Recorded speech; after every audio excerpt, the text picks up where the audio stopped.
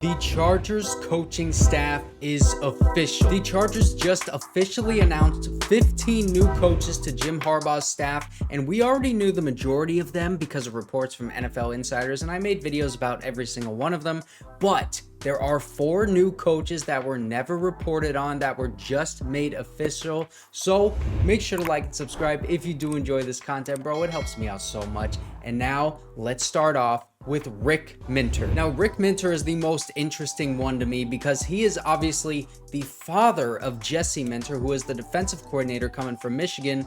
Rick Minter is also from Michigan this past season. He took over as the linebackers coach in November after Chris Partridge was fired, but he is much more than just the linebackers coach from Michigan.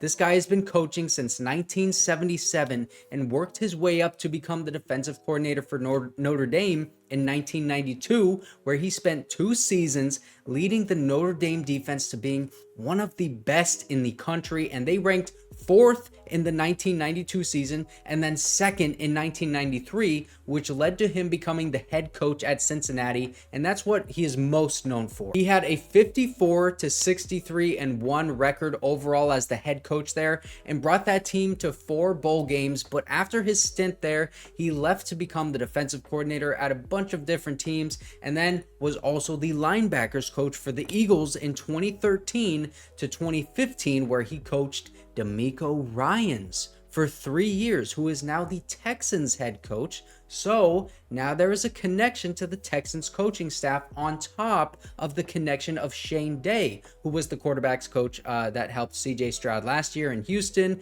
and Justin Herbert in 2021 and 2022. Those were Justin Herbert's best years, and he is now the Chargers quarterbacks coach yet again because of his relationship with Justin Herbert. Rick Minter, though, he has a history of turning around a culture at a program that has a history of losing, and we kind of qualify under that. One of my favorite quotes that I found from him is right here. He wants his defensive players to use their mentality as well as their physical traits, and that is something that we have heard from other guys like Jim Harbaugh, Joe Hortiz, and Chad Alexander. Those are 3 very big names in the Chargers decision-making room. So as you can see, it is a top to bottom vision of mentally tough players for this football team, and specifically for this defense. And Rick Minter gave his son Jesse Minter his first coaching job as a defensive graduate assistant at Notre Dame in 2006, and John Harbaugh worked on Rick Minter's staff in Cincinnati, which is how Jesse Minter got connected with the Harbaughs. John Harbaugh hired Jesse Minter by recommendation of Rick Minter, and then Jim Harbaugh asked John Harbaugh for a good defensive coordinator recommendation to hire at Michigan, and he gave him 2 names: Mike Macdonald, who is now the Seahawks head coach, and Jesse Minter, who's now our defensive coordinator.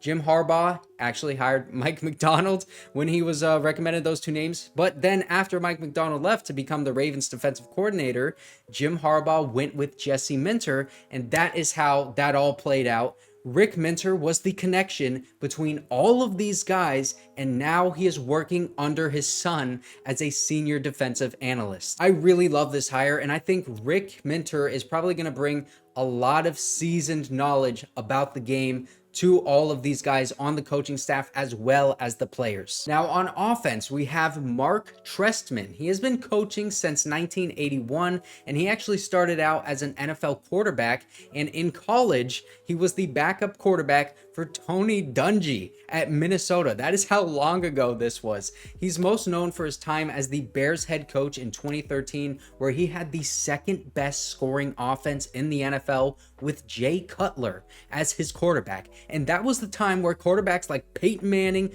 Drew Brees, Phillip Rivers, Tom Brady, Aaron Rodgers, Eli Manning, like Andrew Luck, these guys were all in the league. So having the second best offense with Jay Cutler, that is very impressive. He was actually fired after only 2 seasons there because of how horrible that defense was. And in 2013, man, they set franchise records in most points, yards, and rushing yards allowed. So thank goodness this guy's not going to be coaching our defense. And in 2014, Marc Trestman threw the ball on 63.1% of their offensive plays, which was the most in the NFL. And after he was fired, he went on to become the offensive coordinator for the Ravens in 2015 under John Harbaugh. So there is that Harbaugh connection. He was also the head coach of the Toronto Argonauts, which is a CFL team, at the same time that Marcus Brady was the offensive coordinator there. And Marcus Brady is now the passing games coordinator here. So Marc Trestman, he's a passing game specialist, and he has that connection to the Harbaughs and the passing games coordinator that we have in place with Marcus Brady. He was actually fired by John Harbaugh in Baltimore because of his pass-heavy offense. So this is a guy who's going to have a lot of say in the passing game to make up for the deficiencies in Greg Roman's passing attack. I mean, they are giving Greg Roman all of the guys that he needs in order to maximize Justin Herbert. I mean, this is basically like hiring two passing game coordinators right here. And this guy had Jay Cutler lead the second best offense in the NFL when he was ranked as the 26th quarterback in the NFL. That's pretty freaking good. A lot of people don't like this hire because he was not a great head coach with Chicago, and then he was fired by the Ravens as their offensive coordinator. But if you just look specifically at him as a passing game specialist, I mean, this guy's not going to be coaching our defense. He's going to be coaching our passing game as a senior offensive analyst, and that's what he does best. His best work is with the passing unit. I mean, he took Jay Cutler to be the second best offense, bro. Whoa. Imagine what he can do with Justin Herbert and a bunch of other help on this coaching staff, because as we know with Jim Harbaugh, it is a very collaborative effort. He's not going to be the only one with his hands in the kitchen. Now, the only other guys that I haven't already talked about in different videos are Ryan Ficken. I mean, I kind of already talked about him, but he's obviously staying on as the special teams coordinator, but so is Chris Gould, the assistant special teams coach. That is now official. And Robert Muschamp, the defensive quality control coach. This guy was actually hired last season.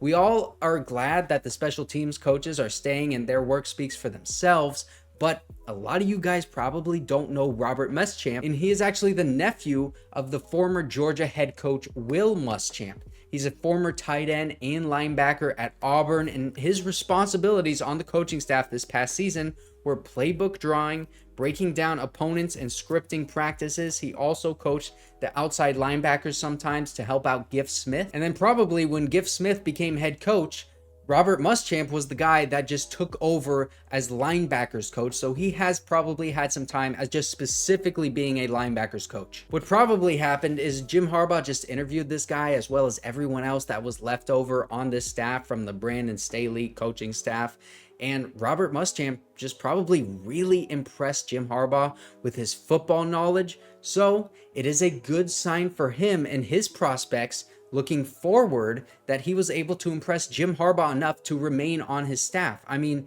he interviewed Ryan Ficken as well. He stayed on the staff over Jim Harbaugh hiring his own son, Jay Harbaugh, who is now in Seattle with Mike Macdonald as the special teams coordinator. I mean, if that doesn't tell you that Jim Harbaugh is committed to getting the best guys on his coaching staff, I don't know what will. And that is why I trust and I believe in every single one of these hires that Jim Harbaugh has made, even if it's some that I don't love. Like, I don't love the Greg Roman hire. I don't really love the hire of Marcus Brady, but I trust Jim Harbaugh's vision and his ability to interview these guys and identify coaching talent that I'm totally fine with it. Now, this is the entire coaching staff. And if you look closely, the only position that I'm looking at and wondering if there are going to be any more hires is like the running backs coach. And then obviously, like I posted about yesterday, Nick Hardwick is going to become the assistant offensive line coach. And he's not on this list yet either.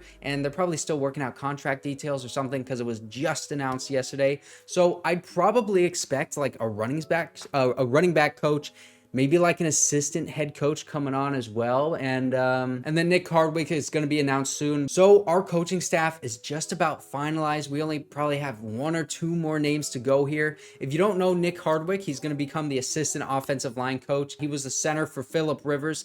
He was really good at identifying where the pressure is coming from, pointing out blitzers for Phillip Rivers, and sliding and managing the protection, changing the protection at the line of scrimmage. He can see the game from a coach's point of view, and he's probably going to have no issues transitioning his career into coaching. So that is Jim Harbaugh's coaching staff, and if you want to hear probably my favorite coaching hire to this staff, it's probably this guy right here, NaVorro Bowman.